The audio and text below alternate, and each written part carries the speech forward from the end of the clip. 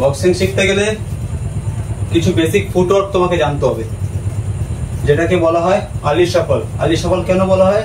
যেহেতু এই ফুটওয়ার্ক গুলো ইনভলভ করেছিল মোহাম্মদ আলী, এই রিজনে এটাকে আলি শাফল বলা হয়। তো যেটা আমাদের বেসিক সেটা হলো ফ্রন্ট, ফ্রন্ট ব্যাক।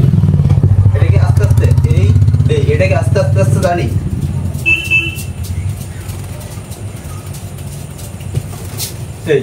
এইটা করার ফলে কি হবে? তুমি দেখো এই করতে পারছো, এই করতে পারছো।